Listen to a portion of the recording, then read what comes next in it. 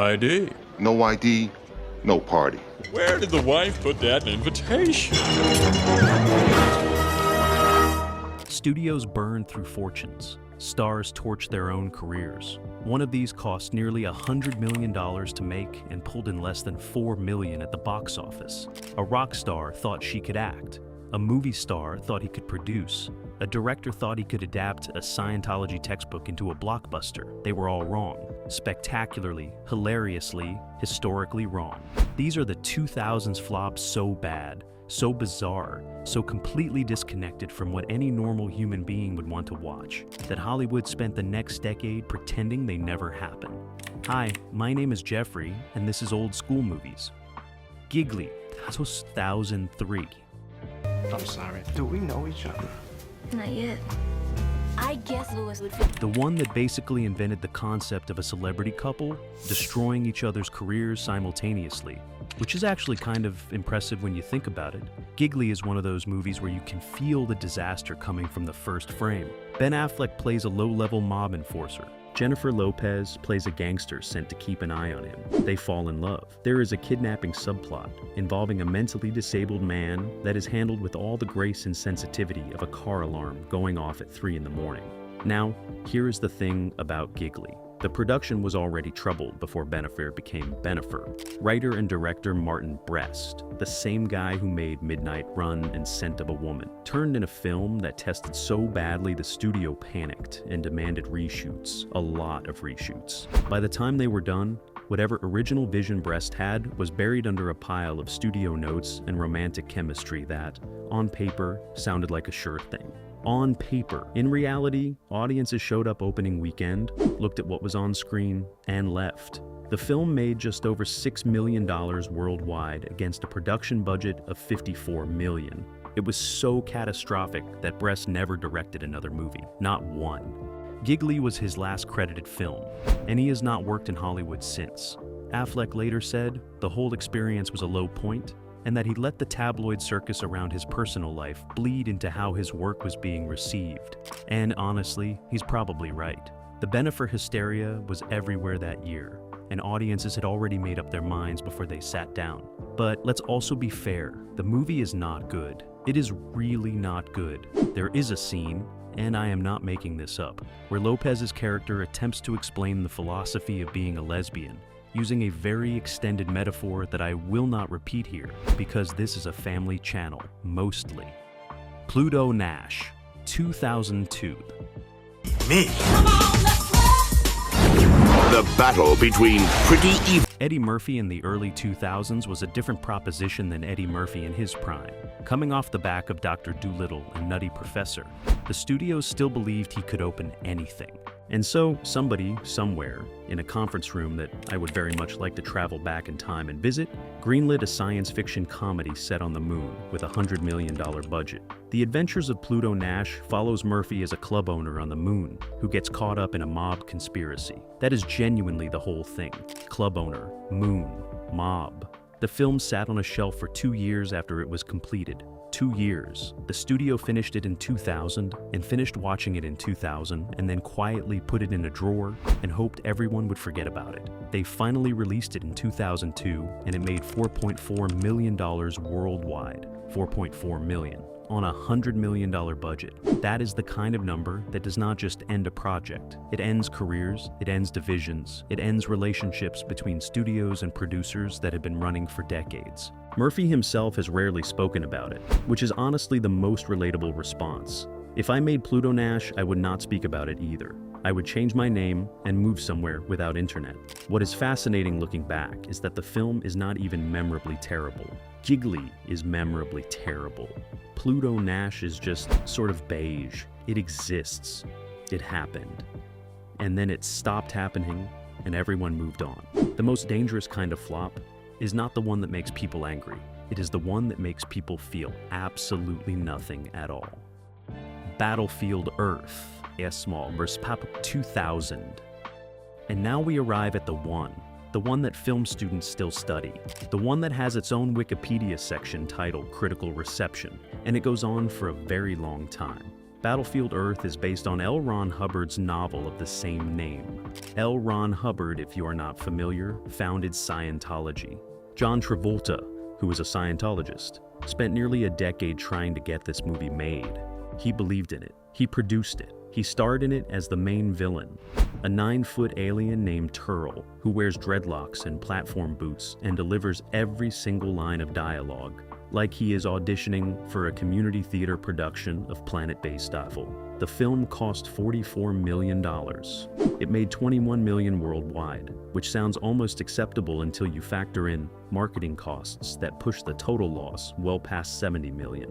Director Roger Christian, who actually won an Oscar for set decoration on Star Wars back in 1977, made some choices here that have become genuinely legendary in the wrong way.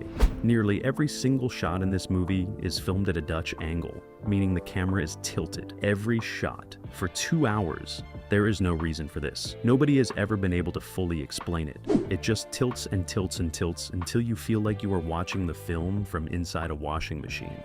The film won 9 Razzie Awards, including Worst Picture, Worst Director, Worst Actor, and a special award for Worst Drama of our first 25 years, meaning the Razzies had to invent a new category specifically to honor how bad this movie was. That is a legacy. A terrible, tilted, dreadlocked legacy. The production company Franchise Pictures was later sued by its investors. An actual court case over Battlefield Earth. The judge ruled that the company had fraudulently inflated the budget. So, not only was the movie a disaster, it also ended up in litigation. Travolta has defended the film in interviews over the years, and honestly, good for him. That kind of commitment to a bit is something I genuinely respect. Swept Away, 2002. Here is a fun game. You are Guy Ritchie. You have just made Lock, Stock, and 2 Smoking Barrels. You have just made Snatch. You are one of the hottest directors in the world. What do you do next? Even if you answered remake a 1974 Italian art film as a romantic vehicle for your wife Madonna, then congratulations. You are Guy Ritchie in 2002, and things are about to get very uncomfortable for everyone. Swept Away follows a spoiled rich woman and a working-class sailor who get stranded on a deserted island and fall in love after an extended period of him being horrible to her, which the film presents as deeply romantic. The original Lena Wertmuller version from 1974 was a polarizing but genuinely provocative piece of work. This version is neither of those things. Madonna has made some bold choices in her career. This is one of them. The performance was not received well, which is a very polite way of saying that critics absolutely lost their minds. The film holds a 4% rating on Rotten Tomatoes, which is actually hard to achieve if you think about it. You have to work for a 4%. The movie was budgeted at $10 million and made $600,000 at the box office. $600,000. That is not a typo. Guy Ritchie went on to make King Arthur and Aladdin and a dozen other things. Madonna went back to music. And Swept Away became one of those films that gets mentioned in film school not as a cautionary tale about casting, but as a cautionary tale about believing that love makes you objective about the people you love. It does not. It really does not. Catwoman, 2004. Halle Berry won the Academy Award for Best Actress in 2002 for Monsters Ball. She was only the second black woman ever nominated in that category, and the first to win. It was a genuinely historic moment. 2 years later, she made Catwoman. Now look, I am not here to pile on Halle Berry. She has given the most honest and self-aware response to this movie that any actor has ever given to a bad film. When she won the Razzie for Worst Actress, she actually showed up to the ceremony, Oscar in hand, and gave a full speech thanking everyone involved in making such a terrible movie. That is class. That is humor. That is the behavior of someone who has fully processed their grief and come out the other side.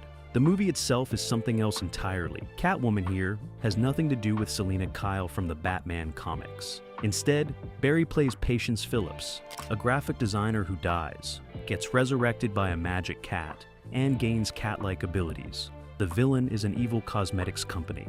The climax involves a fistfight about moisturizer. I want you to sit with that for a moment. The film cost $83 million and made $82 million worldwide, which means it technically almost broke even until you count marketing costs that pushed Warner Brothers into a significant loss. The director, a French filmmaker who goes simply by Pitoff, never directed another major studio film. The script was worked on by more than a dozen writers over nearly a decade of development, and the end result was a movie about a magic cat lady fighting the evil lotion industry. Hollywood is a strange place. Son of the Mask, 2005. The original Mask from 1994 is a genuinely fun movie. Jim Carrey at the absolute peak of his powers, a bright, cartoony visual style, Cameron Diaz in her breakthrough role. It made $350 million worldwide and introduced an entire generation to the idea of Jim Carrey doing things that human faces should not be physically capable of doing. It was lightning in a bottle, the kind of movie that works once for one specific reason. And that reason has a name, and it is Jim Carrey. So naturally, 11 years later, someone made a sequel with none of the original cast and a budget of $84 million. $84 million. I want you to think about that number. $84 million for a sequel to a comedy that worked entirely because of one specific performer who was not in it. Not even a little bit in it. Not a cameo, not a voice, nothing. Just a complete absence of the one thing that made the original worth watching. Son of the Mask stars Jamie Kennedy, who plays a cartoonist whose infant son accidentally inherits the powers of the mask. And this is where things get genuinely difficult to describe using normal language, because what follows is one of the strangest viewing experiences the 2000s had to offer. And remember, this is the decade that also gave us Battlefield Earth. The baby in this movie is subjected to cartoon physics. Full Looney Tunes, stretch and squash cartoon physics.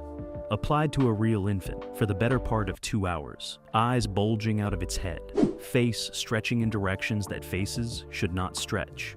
The CGI required to achieve this effect consumed a significant portion of that $84 million budget. And the end result is something that exists completely outside of normal human aesthetic categories.